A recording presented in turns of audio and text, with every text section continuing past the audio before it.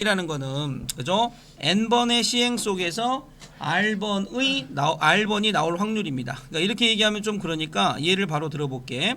자, 선생님이 주사위를 10번 던졌습니다. 주사위를 10번 던졌다. 그럼 주사위를 10번 던졌을 때 자, 2의 눈이 7번 나올 확률은 얼마니? 라는 문제가 있다고 싶시다. 7번 나올 확률. 자, 그러니까 이 얘기가 가지고 있는 뜻은 무슨 뜻이냐면 주사위를 내가 자 10번을 던지죠. 그래서 1회차부터 시작해서 10회차까지 주사위를 내가 던졌다고 한번 생각을 해보세요. 이렇게 1회차부터 10회차까지 주사위를 던졌다. 그러면 내가 회차 1회차를 던졌을 때 뭐가 나오겠죠. 그 다음에 2회차를 던졌을 때 또 뭐가 나오겠죠. 3회차를 던졌을 때 또 뭐가 나오겠죠. 이런 식으로 해서 10회차까지 던졌을 때 뭐 1회차에 2의 눈이 나왔다. 뭐 2회차에는 2의 눈이 아니고 뭐 3의 눈이 나왔다. 그 다음에 3회차에는 2의 눈이 나왔다. 이렇게 해서 쭉 가다가 어쨌든 이 2의 눈이 몇 번 나오셔야 돼? 7번이 나와야 되겠죠. 그럼 우리가 생각했을 때 이런 얘기죠. 이 10개의 회차 중에서 일단 뭐를 선택을 해야 되지? 7번이 나올 자리를 선택을 해야 되겠죠. 맞아 안 맞아? 그러면 이제 우리가 이제 주사위를 한 번 던졌을 때 2의 눈이 나올 확률은 얼마죠? 2분의 1이죠. 그래서 그 2분의 1의 확률로 몇 번이 나오셔야 돼? 7번이 나오고 그 다음 남은 2분의 1의 확률로 그러니까 2의 눈이 나오지 않을 확률로 2의 눈이 나올 확률은 2분의 1이 아니죠. 6분의 1의 확률로 7번이 나오고 그 다음에 6분의 5의 확률로 얼마가 나오셔야 됩니까? 몇 번이 나오셔야 돼? 3번이 나오시면 되겠죠. 이해됩니까 이거? 그러니까 얘가 의미하고 있는 게 뭐냐면 n번을 던져서 r번이 나온다. 그런데 한 번 던졌을 때 나올 확률이 p라면 그 확률로 r번 나오고 그 다음에 q 즉 1마 p의 확률로 남은 회차가 나오면 된다. 이렇게 되어 있는 거. 지금 쓴 이러한 거 이런 걸 우리가 뭐라고 얘기할 수 있다는 거지? 독립시행 정리라고 얘기를 합니다. 이해되죠? 그래서 이 독립시행 정리에서 보세요. 이 n번이라는 거는 자 뭘 의미합니까? 총 시행 횟수를 의미하죠. 뭘 의미한다? 총 시행 횟수를 의미합니다. 자, 이 총 시행 횟수 가운데 r번은 내가 이제 뭐가 된다는 거지? 내가 이제 나오길 목적 횟수가 되겠죠. 그러니까 우리가 이제 던졌을 때 몇 번 나온다라는 목적 횟수가 되겠고 이 p라는 걸 잘 보셔야 돼. 이 p는 1회차 확률입니다. 1회차 확률. 그러니까 주사위를 한 번 던졌을 때 2의 눈이 나올 확률 되겠죠. 그 다음에 얘 같은 경우는 이제 여확률이 되어지겠죠. 이렇게 해서 우리가 정립되는 거. 이게 독립시행 확률이다. 독립시행의 정리다. 이런 얘기죠. 이제 이 독립시행 정리에 해당되어지는 얘가 이따가 뒤에 이제 이산 확률을 구할 때 확률 분포표를 만들 때 굉장히 유용하게 써지는 형태다라고 생각을 해주시면 되겠어. 자, 이제 독립시행 정리를 떠나서 이제 뭘로 넘어가냐면 우리가 이제 이쪽에서 독립시행 정리까지는 어느 단원에 해당되어지냐면 여기까지는 이제 확률 단원에 해당됩니다. 그러니까 여기까지는 지금 범주 자체가 확률에 해당되어지는 단원이었어. 확률. 여기까지는 확률을 구하는 게 목적이야. 확률을 구하는 게 목적인 확률 단원이었고 이제부터는 뭐가 나오냐면 여기서부터 이제 확률 분포로 넘어갑니다. 확률 분포. 이제 확률이 아니고 확률 분포 단원으로 넘어가게 되는데 이 확률 분포 단원으로 넘어가면 이 확률 분포 단원은 우리가 먼저 이산 확률 분포를 만나게 됩니다. 이산 확률 분포. 자, 이산 확률 분포를 먼저 만나게 되는데 이 이산 확률 분포라는 게 뭐냐라는 거 우리가 이제 또 정리를 한번 해보셔야 되겠죠. 그럼 이산 확률 분포만 있냐? 그러지 않습니다. 뭐도 있냐면 연속 확률 분포라는 게 있습니다. 연속 확률 분포. 그러니까 이산 확률 분포도 있지만 연속 확률 분포도 있다. 그러면 이 이산 확률 분포와 연속 확률 분포 일단 이 두 가지를 어떻게 구분하냐라는 것부터 얘기를 할 수 있어야 되겠죠. 그래서 이거를 구분하는 방법은 이렇습니다. 확률 변수라는 게 있는데 이 확률 변수가 소위 말해서 유한계이면 자 이쪽으로 가게 되면 이제 우리가 유한계라고 한번 써볼게요. 확률 변수가 유한계가 되어지면 이산 확률 분포가 되고 확률 변수가 무한계가 되어지면 자 이 개수가 무한계가 되어지면 자, 우리가 연속 확률 분포라고 부른다 이런 얘기입니다. 근데 아직은 어떤 느낌인지 모르겠지. 그래서 이제 이게 어떤 느낌인지 지금부터 보겠습니다. 자, 이런 느낌입니다. 자, 예를 들어서 하겠습니다. 이산 확률 분포를 얘기를 하기 위해서. 자, 우리가 주사위를 3에 던졌을 때, 주사위를 3번 던졌을 때, 자, 3번 던졌을 때, 잘 봅시다. 이제 3번 던졌을 때 1의 눈이 나온 횟수, 1의 눈이 나온 횟수를, 자, 횟수를 확률 변수 x라고 할 때라는 이러한 문장을 한번 만났다고 생각을 해봅시다. 자, 여기까지 되겠습니까? 자, 이해됩니까? 주사위를 3번 던졌을 때 1의 눈이 나오는, 그죠? 횟수를 확률 변수 x라고 만났을 때, 그때 우리가 저 얘기를 갖다가 이렇게 표에 한번 나타내 볼 수가 있을 것 같습니다. 어떻게 나타낼 수 있냐? 일단 자, 내가 주사위를 몇 번 던지기로 했어? 3번 던졌으면 주사위를 3번 던지는 가운데 1의 눈은 몇 번부터 몇 번 나올 수 있니? 몇 번부터 몇 번 나올 수 있어? 1의 눈은 0번부터 몇 번까지? 그렇죠. 3번까지 나올 수 있죠. 0번 나올 수도 있고 1번 나올 수도 있고 2번 나올 수도 있고 3번 나올 수도 있습니다. 자, 여기까지를 잘 따라와 보세요. 자, 이렇게 0번, 1번, 1번, 2번, 3번까지 나올 수 있는데, 이때 윗줄에 써져 있는 얘를 우리가 뭐라고 부른다? 저걸 뭐라고 부른다? 확률 변수라고 부른다. 이해되니? 무슨 말인지? 그럼 아까 뭐라고 그랬어? 이 확률 변수가 유한계라는 건 이렇게 몇 개다, 몇 개가 확률 변수다. 예를 들어서 주사위를 3번 던졌는데 1의 눈이 나올 수 있는 숫자를 확률 변수 x라고 했으니까 저건 유한계가 되겠지. 그러니까 저건 어떻게 된다고? 이산 확률 분포에 포함되어지는 거야. 이해됩니까? 그래서 이 이산 확률 분포를 나타낼 때는, 그래서 이 확률 변수가 유한계이니까 어떤 방법을 사용하냐면 우리가 확률 분포표를 사용하게 됩니다. 확률 분포표. 그럼 확률 분포표가 뭐냐? 지금 선생님이 그려놓은 저 표, 얘가 확률 분포표라고 불리워진 놈입니다. 이때 위에 있는 요 윗줄에 있는 걸 뭐라고 부른다고? 무슨 변수? 얘를 뭐라고 부른다? 확률 변수라고 부르는 겁니다. 이게 확률 변수가 되고요. 그 다음에 그때 밑에다가 그 확률 변수에 해당되어지는 뭐를 우리가 사용하면 됩니까? 아니, 뭐 쓰게 되느냐? 확률을 쓰게 됩니다. 확률. 그럼 이제 아까 독립시행 확률에서 배웠지? 이 자리에 뭐가 들어가야 되냐면 총 3번 던질 건데, 그러니까 뭐라고 써야 되겠니? 3번 던질 건데 그 중에 빵번 나오셔야 돼. 근데 주사위를 한 번 던졌을 때 1의 눈이 나올 확률은 6분의 1이니까 6분의 1의 0제곱, 6분의 5의 몇 제곱이 되겠습니까? 3제곱. 요 자리가 지금 뭐가 되겠습니까? 이 0 밑에 들어갈 확률인 거야. 그럼 1이라는 확률 변수 밑에 들어갈 그 확률은 뭐가 되냐면 3C1 6분의 1의 1제곱 6분의 5의 몇 제곱이 되겠습니까? 2제곱. 이렇게 들어가면 되겠죠. 그럼 여기 2라는 자리에 들어갈 건 뭐가 되겠습니까? 3C2 6분의 1의 2제곱 6분의 5의 몇 제곱? 1제곱. 이렇게 들어가면 되겠죠. 다시 3이라는 자리에 들어갈 건 3C3 6분의 1의 몇 제곱? 3제곱. 6분의 5의 몇 제곱이 되겠습니까? 0제곱. 이렇게 들어가면 됩니다. 이해되죠?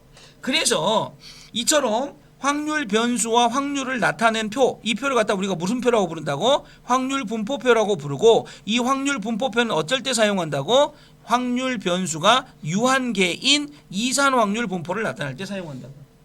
그러면 늘 그렇듯 확률 변수에 대한 그때의 확률의 총합은 항상 얼마가 돼야 되겠니? 1이 되셔야 됩니다.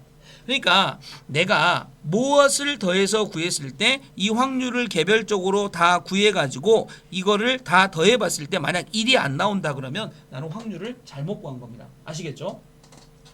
그러면 이 확률 분포표가 중요한 건 뭐 때문에 중요하냐? 보세요. 이 확률 분포표를 보면 이제 이것 안에서 우리가 뭐를 구할 수 있냐면 평균을 구할 수 있습니다. 그럼 평균은 어떻게 구하냐라는 얘기죠.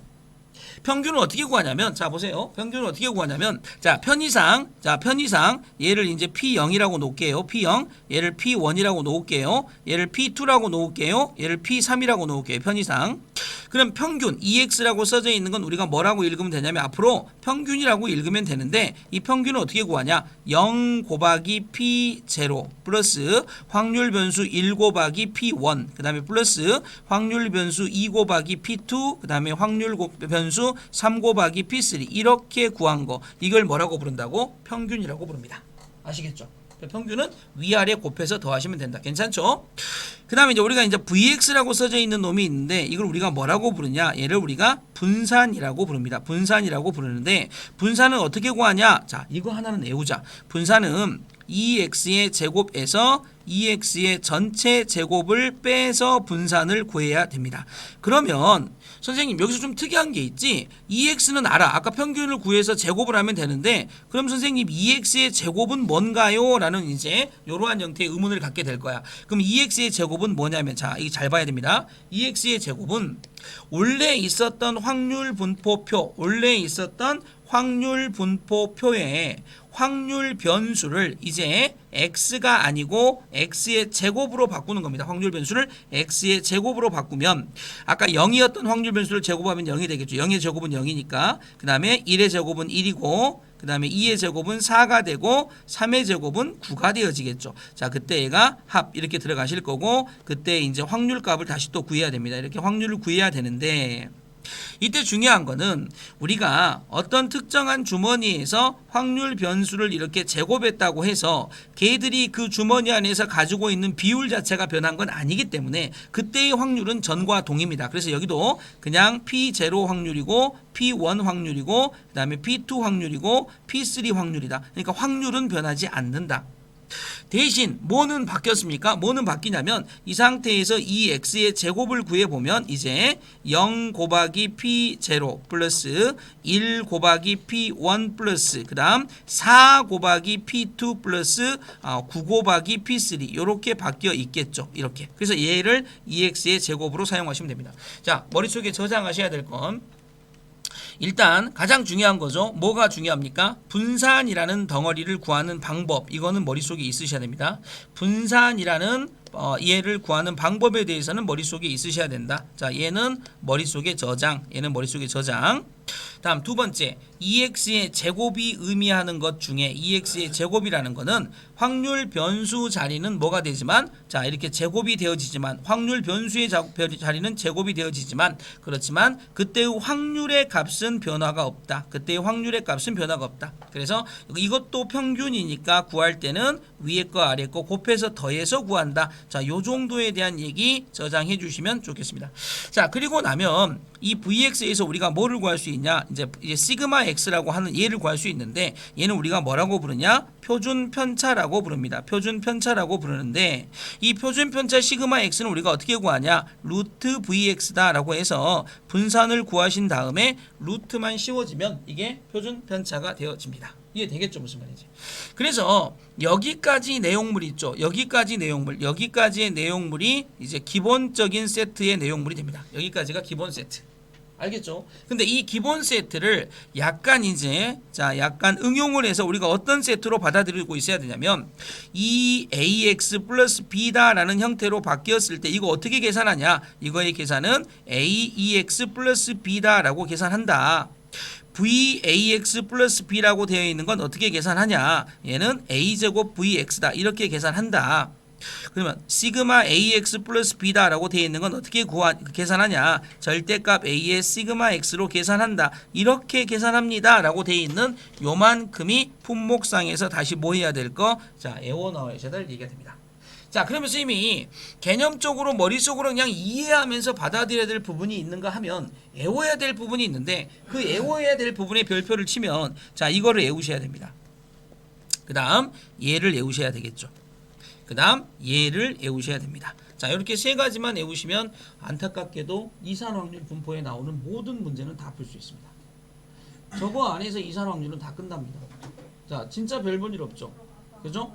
그래서 이산 확률 분포는 굉장히 쉽게 우리가 얘기할 수 있기 때문에 요 정도에 대한 얘기입니다. 일단 문제 풀어보면서 보시면 압니다. 어떤 느낌? 아, 이거 너무 쉽게 풀어지는 거 아닙니까? 이렇게. 그죠?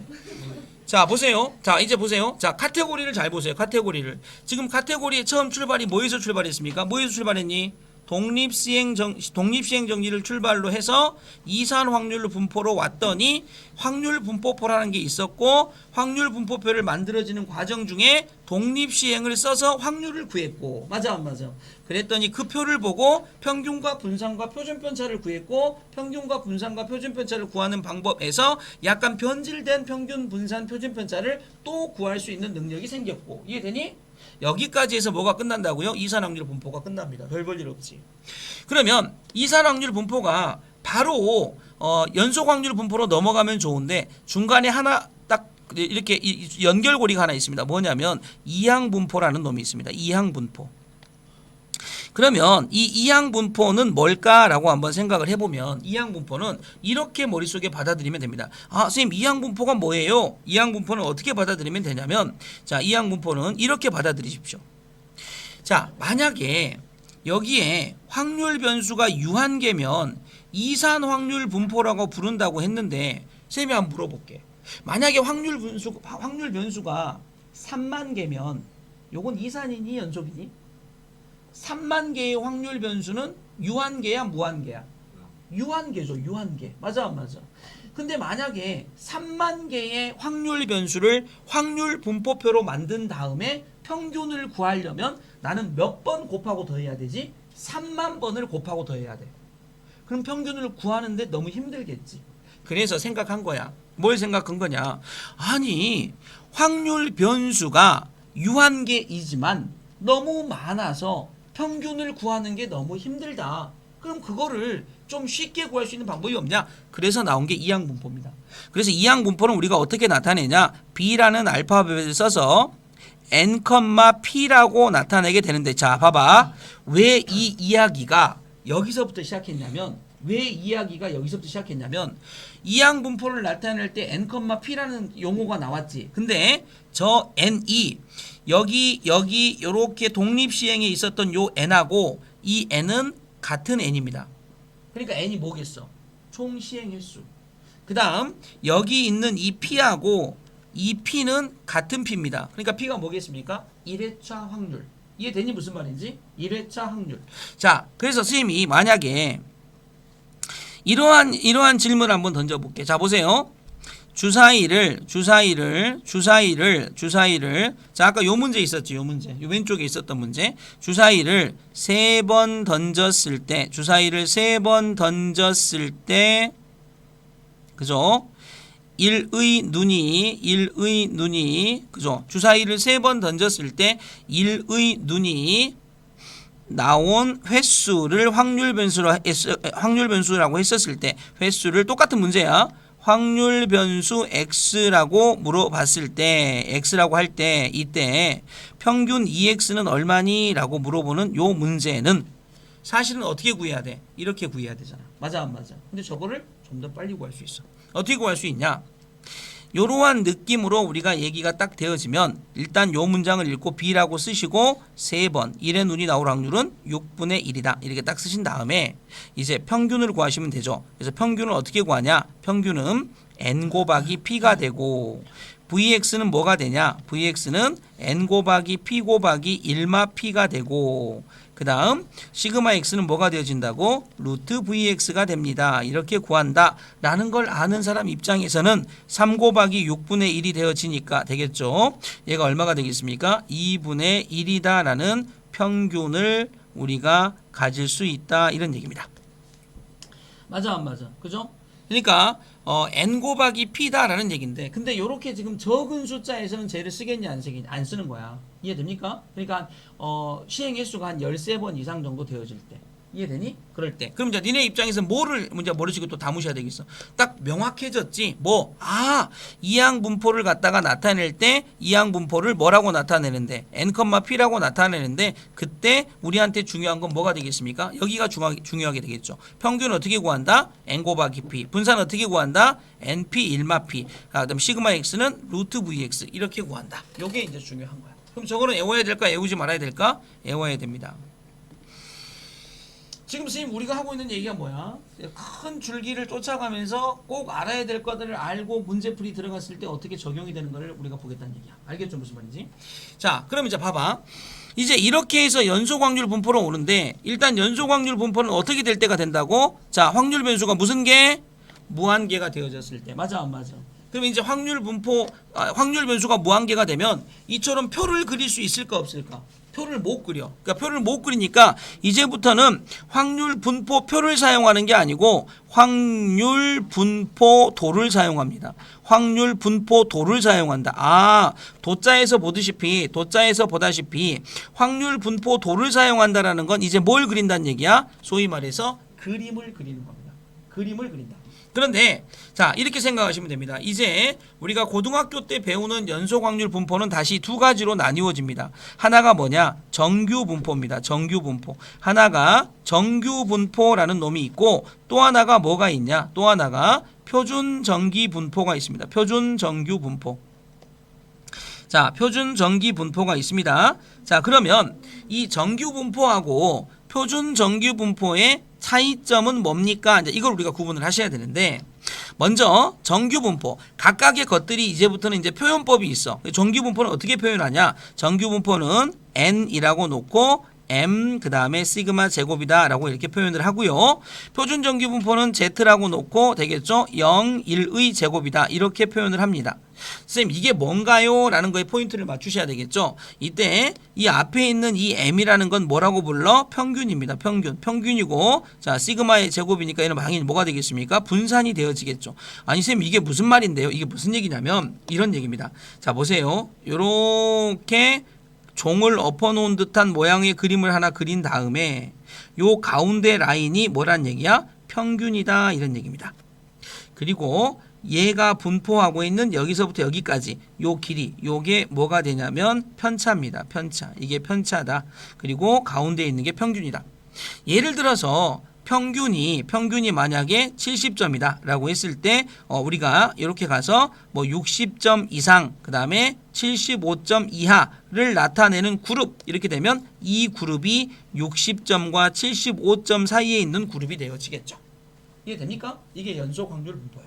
그러면 이 연속 확률 분포로 들어와 가지고 실질적으로 확률을 구하는 게 우리의 목적이거든. 그러면 확률은 뭐냐면 요 연속 확률 분포상에서 위치하고 있는 요만큼의 이렇게 곡선으로 둘러싸여 있는 이만큼의 넓이를 구하지 않습니까? 그러면 그 넓이가 이제 뭐가 됩니까? 확률이 되어지는 겁니다. 이 넓이가 확률. 그러니까 저거 구하려면 뭐 해야 되겠니? 적분 쳐야 되겠지. 적분 쳐야 되는데 적분을 니네한테 치지 마라 라고 하기 위해서 얘가 태어난 거야. 즉 무슨 말이냐? 표준 정규 분포는 이렇게 되어 있는 얘가 가운데가 얼마가 되어 있는 거냐면 여기 0이니까 가운데가 0이 되어 있는 거고 분산이 1로 고정되어져 있는 표입니다. 그러면 우리가 원쌤 이거 넓이 확률 구하려면 이거 확률 넓이 구해야 되고 넓이 구하려면 적분 쳐야 되잖아요. 아니 적분 치지 마라. 적분 치지 말고 내가 미리 표를 만들어 놓을 테니까 너는 표를 읽어라. 대신 너는 요것이 이쪽으로 넘어올 때 이쪽으로 넘어와야 될 거 아닙니까? 이쪽으로 넘어왔을 때 얘가 얼마가 되는지 너는 이것만 계산해라. 마찬가지야. 얘도 정규분포상에서 표준 정규분포상으로 넘어와야 될 텐데 이때 이 넘어온 변수가 얼마가 되는지 그것만 너 확인해라. 그것만 확인해라. 그럼 이러한 과정, 즉 정규분포상에서의 확률 변수가 이 정규분포상의 확률 변수 x가 표준 정규분포상에서의 확률 변수 z로 넘어오는 그거 이걸 우리가 뭐라고 부르냐면 표준화라고 부릅니다. 표준화. 그럼 이 표준화는 어떻게 되냐라고 했을 때 표준화는 시그마 분의 엑스마 m으로 표준화가 되어집니다. 아, 선생님 무슨 말이에요? 봐봐. 지금 시그마가 얼마였니? 이 시그마가 이렇게 있으니까 예를 들면 예를 한번 들어볼게. 얘가 평균 70에 자 보세요. 2의 제곱이라고 생각을 해봐. 그럼 얘가 지금 시그마가 2가 되겠죠. 2분의 됐습니까? 지금 x가 얼마? 60이죠. 60 마이너스 70 그럼 얼마가 돼? 마이너스 5가 되죠. 그러니까 여기가 마이너스 5로 오는 겁니다. 반면 얘는 얼마로 오겠습니까? 얘는 2분의 시그마 분의 자 확률 변수 75 마이너스 평균 70 그러니까 얼마가 돼? 2.5가 되겠죠. 그래서 여기는 2.5로 오는 겁니다. 그러니까 여기서 딱 와서 표시를 해보면 마이너스 5부터 2.5다. 자, 요런 느낌으로 다시 이렇게 재편성이 되어지실 겁니다. 되겠습니까? 그럼 선생님 확률은 얼마인데요? 자, 이제부터 잘 들어. 확률은 얼마가 되냐면 마이너스 5부터 2.5로 넘겨온 이 부분을 0부터 시작해서 오른쪽은 0부터 2.5까지 여기는 0부터 마이너스 5까지 이렇게 되어 있는 부분이죠. 요 부분에 맞춰서 표를 만들어주고 그 표를 니네한테 보여줍니다. 즉 무슨 얘기냐? 자, 무슨 얘기냐? 지금 이제 우리가 문제를 풀러 들어가게 되면 이제 가장 많이 만나는 표 중에 하나가 어떤 표를 만나게 되냐면요. 자, 요런 표를 만나게 됩니다. 자, 확통. 자, 확통으로 들어가서 이제 오늘 이제 주 교재로 쓸 RPM. 자, RPM으로 들어가서 자, 보시면 자, 이제 뒷부분으로 이제 쭉 가지 않습니까? 가시면 자, 마지막 단어가 이런 표들이 있습니다. 이런 표. 이해됩니까? 이런 표들이 있습니다. 이런 표들을 이렇게 주어집니다. 전부 다 주어집니다. 이렇게 다 주어집니다. 그죠? 이렇게 다 주어지는데 저게 이제 어떻게 써먹는 표냐라는 걸 지금부터 선생님이 같이 한번 해드려 볼 테니까 잘 보시고 문제를 이제 풀어보면서 한번 가보도록 해볼게. 잘 보세요. 자, 여기 보세요. 여기 보시면 자, 여기 보시면 여기다가 한번 불러와 볼까? 자, 요런 문제가 있습니다. 자, 봐봐. 니네 지금 아무것도 새롭게 배운 게 없죠? 아니, 숙달된 게 없죠? 근데 이 단원이 얼마나 쉬운 단원인가 보세요. 아무것도 배운 것도 없습니다. 단지 이것만 한번 같이 해봤던 것 뿐이야. 근데 여기서도 우리가 외워야 될 거는 좀 정해줄게. 자, 보세요. 지금 요거 있지, 요거. 요렇게 돼 있는 정규분포의 표현법, 이거. 그 다음에 표준정규분포의 표현법, 그리고 정규분포를 그리는 방법, 표준정규분포를 그리는 방법, 그리고 하나 더 표준화. 여기까지는 머릿속에 담으셔야 됩니다. 알겠죠? 요것만. 자, 그럼 이제 그리고 요 문제로 와보세요. 어떻게 되어 있는지. 자, 문제 읽어보자.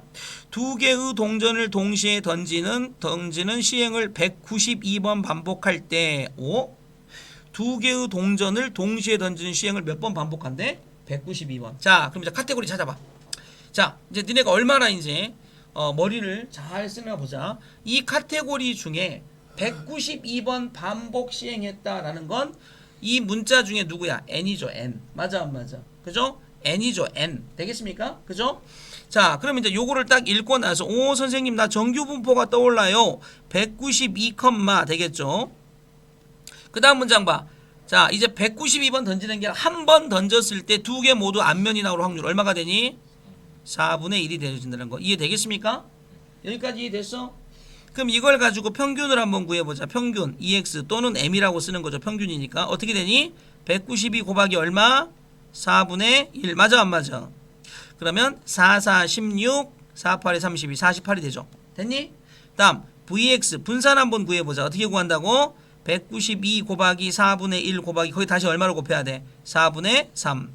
그러니까 48 곱하기 4분의 3을 곱했으니까 얼마가 되니? 36. 그러니까 6의 제곱. 맞아, 안 맞아? 됐어? 여기까지 왔어? 그러면 자, 봐봐. 중요한 거야. 그러면 요렇게 읽어진 게 지금 평균이 48이고 분산이 6의 제곱이니까 정규 분포 48, 뭐라고 표현할 수 있어? 6의 제곱. 맞아, 안 맞아? 맞니? 그죠? 그러면 이거를 그림을 그리는 것까지라 그랬지. 그럼 이 그림을 딱 그려. 그럼 가운데가 얼마가 되지? 얼마? 48. 근데 내가 구하고 싶은 건 어디서부터 어디까지야? 54부터 어디까지? 60까지. 자, 요렇게. 자, 그럼 요렇게 되어 있는 거를 자, 왼쪽으로 오른쪽에 화살표를 쫙 긋고 다시 쭉 가서 얘를 이렇게 하나 그린 다음에 n이 아니죠, 이제 z 표준화 적분치기 싫으니까 0,1의 제곱으로 바꾸면 가운데가 0이 되고 표준화에서 넘어와야 되겠죠. 54가 48이라는 숫자 평균에 의해서 넘어오게 되면 자, 편차가 6이니까 6분의 54 마이너스 48. 자, 그럼 얼마가 되겠습니까? 얼마입니까? 6분의 얼마죠? 6분의 얼마? 6. 그래서 얼마가 되죠? 1. 그래서 얘는 얼마가 됩니까? 1이죠. 자, 60은 넘어오면 어떻게 넘으면 60은? 6분의 60 마이너스 48. 그러면 얼마가 돼? 6분의 얼마가 됩니까? 12. 그럼 얼마로 넘어오죠? 2. 그래서 얘는 2로 넘어옵니다. 자, 그럼 잘 보세요. 요렇게 되어 있는 여기에 넓이를 구하면 되는데 그거를 이제 요 표로 갖고 읽으면 됩니다. 자, 0부터 시작해서 자, 봐봐. 0부터 시작해서 이렇게 둘러싸여 있는 여기까지 쭉 있는데 여기까지 다 해서 넓이로 가면 얼마가 돼? 항상 확률의 총 얼마가 돼야 됩니까? 1이 돼야 됩니다. 그러면 여기서부터 이 절반을 다 칠하면 얼마가 되겠습니까? 0.5. 왼쪽을 다 칠하면 뭐가 되겠습니까? 0.5. 그 다음에 0부터 1까지 여기까지는 얼마가 되냐면 0부터 1까지는 얼마가 되냐면 요 1.0이 바라보고 있는 얘입니다. 0부터 1까지가 얼마란 얘기야? 여기가 얼마란 얘기? 0.3413이란 얘기입니다. 그 다음 0부터 2까지는 얼마야? 0부터 2까지는 얼마? 얘입니다. 얼마죠? 0.4772. 이해됩니까? 그러면 가운데 께 있는 이 부분은 뭐에서 뭘 빼면 되겠습니까? 0.4772에서 얼마 빼면 돼? 0.3413 빼주시면 되겠죠. 그럼 얘가 얼마가 되겠습니까? 자, 보세요. 6이 되고 10이 됩니다. 그럼 얘가 7이니까 얼마죠? 9가 되죠. 5가 되죠. 그 다음에 3이 되죠. 1이죠. 0.1359. 그래서 이 문제 답은 0.1359가 되어집니다. 이게 오늘 얘기하고 싶은 정점에 있는 문제입니다. 어렵나? 솔직히 진실을 얘기해봐. 어렵나? 나 좀 빡세게 좀 얘기했나? 한 문제마다 연습을 해볼까? 봐보세요. 네. 2x가 평균. 평균이 저 n 곱하기 p로 바로 나오는 거면요. 왜 저렇게 막 0 곱하기 p 제로 더하기 1 곱하기 p 1 아 근데 이거는 요렇게 되어 있는 n 곱하기 p가 되는 건 독립시행에 해당되는 것만 저렇게 되고 확률을 구할 때 꼭 모두 다 독립시행으로 구할 수 있는 건 아니죠. 주머니에 공이 몇 개 있다. 거기서 몇 개 꺼낸다. 라고 했을 땐 다른 확률이 되고 그때는 이항부포로 못 갑니다. 무슨 말인지 알겠죠? 아니, 그때는 독립시행일 때만 네 그렇죠. 독립시행일 때만. 그래서 이러한 형태로 우리가 정리가 된다는 거. 알겠습니다. 봐봐. 자 이제 여기는 이제 요런 얘기로 이제 정리를 하셔야 머릿속에 좀 잘 들어올 거야. 봐봐. 지금까지 얘기는 어떤 얘기였냐면 지금까지 얘기는 모집단의 얘기였습니다. 모집단. 이 모집단이라는 단어를 어렵게 생각하지 마세요. 이 모집단이라는 단어는 내가 조사를 해야 될 전체 집합이라고 생각하시면 돼. 그죠? 자, 그런데 이제부터는 모집단하고 다르게 뭐가 하나 더 생길 거냐면 표본집단이라는 단어가 하나 더 생길 겁니다. 표본집단. 자, 아직 선생님이 카테고리에 제목을 안 썼죠. 여기도 제목을 안 썼습니다. 자, 요 제목을 쓰기 전에 설명을 하고 제목을 쓸 겁니다. 근데 이 제목이 중요합니다. 보세요. 자, 이렇게 한번 생각을 해보세요. 자, 어느 회사에서 A라는 회사에서 외국에서 자, 100박스의 컨테이너 박스를 주문을 했습니다. 100박스의 컨테이너. 그러니까 수입을 했죠. 근데 컨테이너 박스가 항구에 100박스가 들어왔습니다. 근데 이 100박스가 들어왔는데 100박스를 주문한 그 박스 안에 불량품이 섞여 있을 수도 있을 거 아닙니까? 그래서 사장이 이 회사의 사장이 A라는 사람하고 B라는 사람한테 이제 일을 시켰습니다. 어떻게 시켰냐? 봐봐. 이렇게 시켰어. A라는 사람하고 B 사람한테 가서 야, 니네 가서 이 100박스를 가지고 이 안에 불량품이 있는지 없는지 조사해 갖고 와라 라고 이렇게 딱 이제 일을 보낸 거야. 이해됐죠? 사실은 이제 두 사람이 이제 반반씩 날아가지고 일을 하면 되잖니. 근데 그렇게 안 했어. 어떻게 했냐? A는 가가지고 100박스를 모두 열어봤습니다. 100박스를 모두 확인했다. 이처럼 어떠한 것들을 모두 조사하는 방법, 이걸 우리가 뭐라고 부르냐면 전수조사라고 합니다. 요거는 머릿속에다가 저장하셔야 됩니다. 전수조사라고 합니다. 근데 이 B라는 사람은 야, 이거를 100박스를 다 조사하는 거는 시간도 아깝고 비용도 아깝고 다 아까웠어. 그래서 일부만 확인했습니다. 일부만 확인해서 그 일부에서 나오는 걸 바탕으로 답을 내겠다는 뜻이겠죠. 그래서 이걸 우리가 뭐라고 하냐? 표본조사라고 부릅니다. 뭐라고 부른다고요? 표본조사라고 부른다고요. 자, 그랬더니 A라는 사람은 100박스를 조사했으니까 결론이 딱 나오겠죠. 이 중에 10박스가 불량이라는 걸 알았습니다. 10박스가 불량이라는 걸 알았죠. 자, 근데 이 사람은 10박스만 열어봤습니다. 10박스를 열어봤더니 10박스만 우리가 조사를 했고 그중 한 박스가 불량이었습니다. 자, 이렇게 됐죠. 자, 됐죠? 자, 그래서 이제 뭐라고 했냐? 이 사람이 이제 사장한테 가서 보고를 해야 되겠죠. 그래서 이 사람은 사장한테 보고를 했습니다. 뭐라고 보고했습니까? 10박스가 불량입니다 라고 딱 보고를 했죠. 그러니까 사장님이 물어봤겠죠. 야, 너 어떻게 알았어? 그러니까 이거 전수조사 했어요 라고 했으니까 더 이상 물어보지 않겠죠. 더 이상 물어볼 필요가 없잖아. 다 조사했으니까. 근데 이제 B라는 사람이 가가지고 대답을 합니다. 어떻게 대답을 했냐? 이렇게 대답합니다. 자, 잘 보세요. 10박스를 열어봤는데 그 중에 한 박스가 불량인 걸로 보아서는 얘는 10박스당 한 박스가 불량이니까 10박스가 불량일 겁니다 라고 이렇게 대답을 했다는 얘기죠. 이해되니? 무슨 말인지? 무슨 말인지 알겠어? 그러면 사장님이 이 B라는 직원한테는 다시 질문을 던져야 되겠지. 무슨 질문을 던지겠니? 니네 같으면 니네가 사장님이면 그 직원한테 뭐라고 던질 것 같아? 해고할 해고한다고? 사장님은 이러한 단어를 던질 수 있죠. 야, 너 조사한 거 신뢰도가 얼마나 되니? 신뢰도가 몇 %나 되니? 라고 이렇게 물어보겠죠. 그죠? 네가 한 말에 대해서 너 얼마나 책임질 수 있니? 네가 한 말에 대해서 오차는 얼마니? 네가 한 거에 대한 신뢰도는 몇 %니? 이렇게 물어볼 거란 말이에요. 그러니까 다시 이 직원이 다시 대답합니다. 뭐라고 대답하냐? 나의 이거의 조사에 대한 신뢰도는 95%의 신뢰도를 가지고 있습니다. 또는 99%의 신뢰도를 가지고 있습니다. 좀 웃기지? 신뢰도가 95%와 99% 두 개밖에 없는 것처럼 얘기하는 거 있어서 고등학교 과정에서는 두 가지만 다룹니다. 그래서 95% 맞습니다. 99% 맞습니다. 이렇게 말을 하는 겁니다. 저 95%와 99%가 무슨 얘기냐면 내가 100번을 가서 조사를 하잖아. 그중에 95번은 저런 결론을 얻는다는 거고 100번을 가서 조사를 하면 99번은 저런 결론을 얻습니다. 이게 99%의 뜻이야. 이해되니? 자, 이렇게 했으니까 사실은 이 사람이 조사한 거는 뭐가 되겠습니까? 약간의 오차를 가지고 있겠죠. 그치? 그러니까 신뢰도의 반대에 대해서는 5%나 1%는 오차가 되는 겁니다. 아시겠죠? 자, 이렇습니다. 그럼 이제 우리가 얘기하고 있는 것처럼 이제 이런 느낌의 이제 한 풀이, 자, 한 이렇게 돼 있으니까 결국은 이렇게 되는 거죠. 자, 이 사람이 10박스라고 말한 거, 이 사람, 이제 이 A는 상관없어, 전수조사는. 이 A라는 사람이 10박스가 불량이라고 말할 이거는 진짜 값이야? 아니면 근사값이야? 이거 참값이야? 근사값이야? 근사값이죠, 근사값. 그래서 우리가 이거를 갖다가 뭐라고 부르냐, 이거를 갖다가 표본 평균이라고 보시면 됩니다. 표본에 대한 평균, 표본 평균이라고 보시면 되죠. 정확하게는 표본 평균의 평균이다라고 읽으시면 됩니다.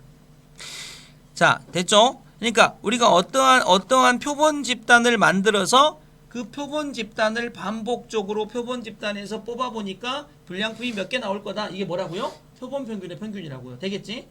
그럼 내가 알고 있는 거는 지금 어떤 상태냐면 100박스를 다 열어보지 않았기 때문에 얘밖에 모릅니다. 근데 요거를 가지고 보세요.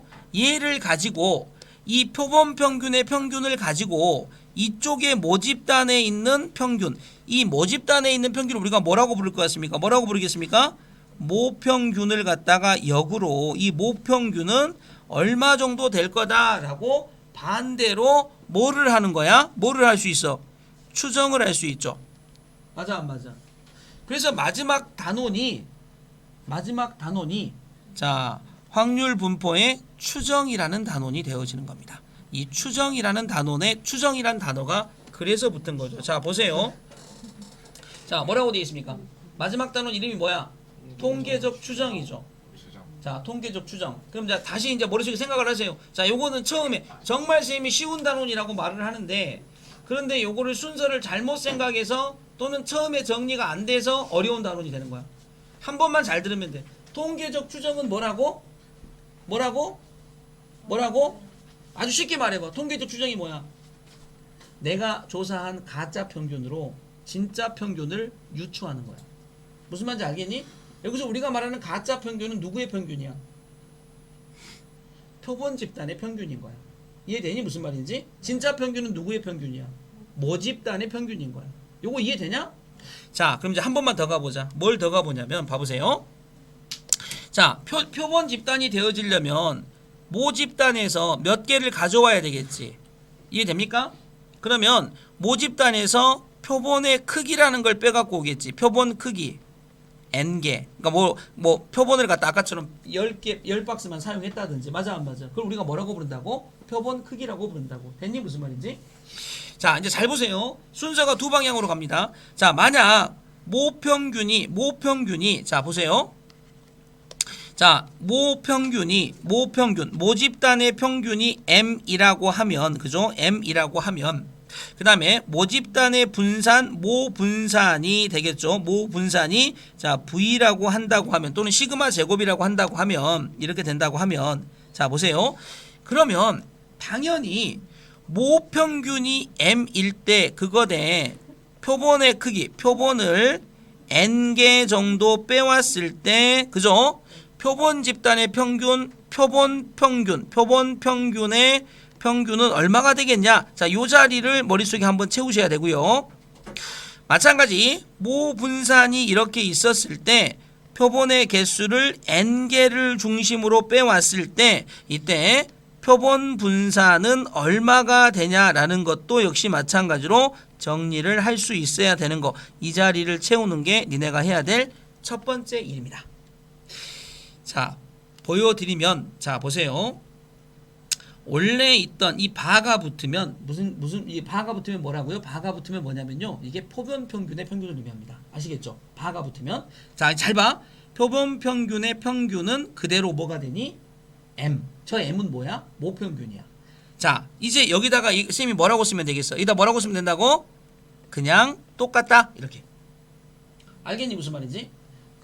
그러나 자 보세요. 그러나 모집단의 분산이 시그마 제곱이었을 때 뭐의 개수가 표본의 개수가 n개일 때 이 표본 분산은 그냥 시그마의 제곱이 되어지는 게 아니고 뭐로 나눠야 된다?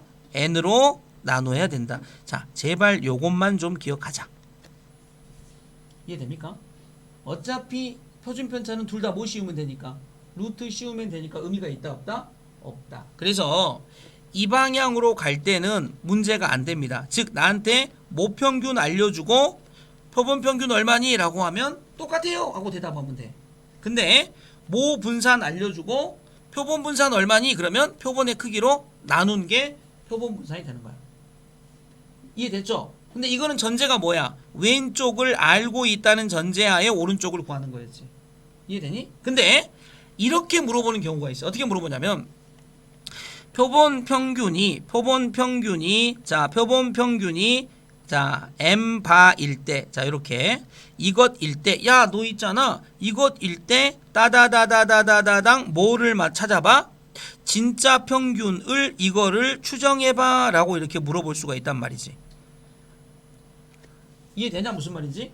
근데 아까도 말했지만 가짜 평균으로 진짜 평균을 추정하려면 가짜 평균이 50일 때 진짜 평균은 53 이렇게 나오는 게 아니고 몇 퍼센트로 추정을 할 수 있냐가 나오는 거지. 맞아 안 맞아? 그러니까 이때 이거를 추정할 때 95%를 신뢰를 가지고 추정하는 방법이 있고 99%의 신뢰도를 가지고 추정하는 방법이 있는데 95%를 가지고 추정하면 어떻게 되냐? 이렇게 됩니다. 봐봐.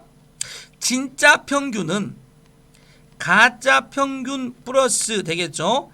K 루트 n분의 시그마보다는 적거나 같고 가짜 평균 마이너스 K 곱하기 루트 n분의 시그마보다 적거나 크거나 같습니다. 그런데 이때 95%가 되면 이 K 값 대신에 뭐를 집어넣어? 2.58을 집어넣으면 됩니다. K 값 대신에 얼마를 집어넣는다고?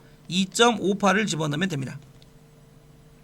그런데 99%가 되면 똑같은 진짜 평균은 가짜 평균 플러스 자 2.96 곱하기 루트 n분의 시그마를 계산하시면 됩니다. 자 이렇게 되어 있는 이러한 느낌으로 정리를 하시면 이런 부등호의 영역이 나오지. 이 부등호의 영역을 우리가 뭐라고 부르냐? 이 부등호 영역을 신뢰 구간이라고 부르는 거다라고 이렇게 정리하시면 이제 요 멘트가 마무리가 됩니다. 이해되니? 자, 네. 99%가 더 정확한 거 아니에요? 그럼? 네, 그죠. 99%가 정확한 건 아니죠. 정확한 게 아닙니다. 그거를 그렇게 생각하시면 안 됩니다. 99%가 좀 더 넓게 잡아준 거죠. 그러니까 뭐냐면, 야, 평균을 갖다가 이렇게 잡은 거야. 평균, 진짜 평균 어떻게, 야, 10에서부터 20 사이, 요거하고 0에서부터 50 사이. 야, 누가 더 신뢰 구간에 쏙 내 말이 더 맞는다는 말이, 얘가 더 맞는 말이 되겠어? 얘가 더 맞는 말이 되겠어? 얘가 더 맞는 말이 되는 거야. 왜? 나는 거짓말 확률이 줄어드는 거지. 더 넓게 잡을수록. 무슨 말인지 알겠니? 이게 무슨 말인지 모르겠니? 잡아봐. 잘 다시 봐봐. 야, 너 이번에 기말고사 보면 너 몇 등 할 것 같아? 쌤한테 물어보면 야, 너네 반 몇 명이야? 니네 반 우리 반 50명인데 내가 봤을 때 너 1등부터 50등 사이에 들어갈 것 같아. 이렇게 하면 나는 뭐가 돼? 신뢰도가 100%. 나의 신뢰도는 100%. 맞아 안 맞아? 근데 쌤이 많이 이렇게 말했다 봐. 봐봐. 야, 너 1등부터 30등 안에 들어갈 것 같아. 그럼 나의 신뢰도는 떨어지는 거야. 99%의 신뢰도라는 건 내가 신뢰 구간을 길게 잡았다는 얘기야. 근데 요거를 아까 찬진이가 말한 것처럼 오해하시면 안 돼.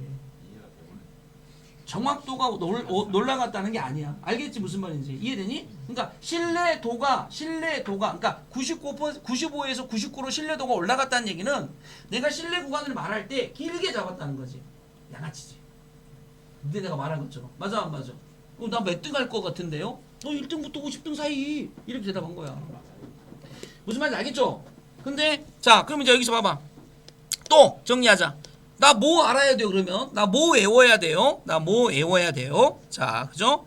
자 외우셔야죠. 이해됩니까? 그죠? 뭐 외우셔야 돼요? 뭐 외우셔야 돼요? 외우셔야죠. 요것만 알면 됩니다. 더 이상은 모르셔도 됩니다. 자, 요 단원이 생소하기 때문에 한번 읽어드리겠습니다. 자 보세요. 자 이제 다 아는 단어가 되셔야 됩니다. 전수조사 뭐라고? 다 조사. 네, 다 조사한 거. 그럼 가나는 안 조사합니까? 아. 네. 안 웃냐? 지금? 나 진짜 어이가 없어. 표본조사. 지금 아직 뭐 묻지도 못하는 사람들은 뭐야 지금? 조사가 필요하죠. 와, 나 진짜. 다 조사하는 건 하나. 아. 자, 표본. 저게 리액션 하나고. 네, 표본조사는 뭡니까? 표본조사. 표본조사는 자 일부를 갖고 모집단은 전체, 표본은 표본. 그다음에 임의 추출이 중요한 단어인데 임의 추출이 뭐냐면 봐봐. 자, 임의 추출이 뭐냐면 임의 추출. 지금 니네 그 임의 추출이 제일로 안 되는 게 니네 일상생활에 하나 있어. 뭔지 아니? 인형 뽑기 기계. 인형 뽑기 기계에서 그 안에 인형들이 막 널브러져 있지. 임의 추출이란 뭐냐면 인형이 널브러져 있는데 이 인형을 뽑든 이 인형을 뽑든 이 인형을 뽑든 내가 기계를 뽑을 때 뽑힐 확률이 똑같게 뽑아지는 걸 임의 추출이라고 해. 근데 이 상황에 따라서 얘를 뽑을 때와 얘를 뽑을 때와 얘를 뽑을 때가 확률이 달라지면 그건 임의 추출이 아니야. 무슨 말인지 알겠니? 쉽게 생각하라고. 안에 들어있는 걸 그 뽑기 기계 안에 있는 인형들이 널브러져 있는데 A라는 인형을 뽑을 때나 B라는 인형을 뽑을 때나 C라는 인형을 뽑을 때나 이 인형을 뽑을 확률이 일정하게 똑같아야 임의 추출. 와 얘는 좀 뽑기 쉬운데? 얘는 뽑기 어려운데? 확률이 달라. 그럼 이건 임의 추출이 아니야. 알겠죠? 그래서 우리가 뭔가를 뽑을 때 임의 추출을 한다는 얘기는 무슨 얘기냐면 1번을 뽑든 2번을 뽑든 3번을 뽑든 똑같은 확률이 적용됩니다 라는 게 임의 추출입니다. 아시겠죠? 자, 그래서 표본의 크기는 표본에 포함된 자료의 개수. 추출이라는 건 모집단에서 표본을 뽑는 거. 복원 추출이라는 건 말 그대로야. 뽑았던 걸 그러니까 인형 뽑기에서 인형을 뽑았는데 집에 가져가지 않고 주인 좋으라고 다시 넣어놓고 또 뽑는 거지. 이게 복원 추출. 이해됩니까? 그죠? 아, 무슨 마음인지 압니다. 미친놈이란 얘기죠. 근데 니네는 전부 다 뭐 하는 거야? 니네는 전부 다 비복원 추출. 이해되죠? 비복원 추출. 자, 모평균과 표본평균 이해되죠? 어느 모집단에서 조사하고자 하는 특성을 나타내는 확률 변수 x라고 했을 때 x의 평균 분산 표준 편차를 모평균, 모분산, 모표준 편차라고 부르고 모표준 편차에서 어떻게 된 거 약간의 크기를 가져온 거를 표본평균, 표본분산, 표본표준 편차라고 부르고 표본평균은 자, 이 부분 x바 S의 제곱 S와 같이 나타냅디다 라는 거 봐주시고요. 중요한 거죠. 모평균을 M이라고 하면 표본평균도 M이고 표본평균의 평균이죠. 뭐라고 이거 다시 읽어봐. 이거 EX바 읽어봐. EX바 읽어봐. 한국 그렇지. 이 X바가 표본평균이고 바깥에 E가 또 평균이야. 오케이? 그러니까 뭐가 돼? 표본평균의 평균인 거야. 평균의 평균. 그렇지. 평균의 평균인 거야. 이거 조심해야 돼. 그죠? 얘는 뭐가 되겠습니까? 이거 뭐야? 읽어봐. 그렇지. 표본 평균의 분산. 표본 평균의 표준 편차. 이해되겠니? 근데 그때는 뭐가 돼? 자, 모평균이 M이면 표본 평균도 뭐라고? 표본 평균의 평균도 뭐라고? M. 근데 분산은 뭐로 나눠야 돼? N으로 나누시라고. 알겠냐, 뭐냐? 오케이. 자, 실내 구간 다 외워지지. 아까 했던 거 다 외워지지 이제. 실내 구간이 뭐라고? 실내 합니다. 그 구간 말고 실내 구간. 자, 무슨 말인지 알겠죠?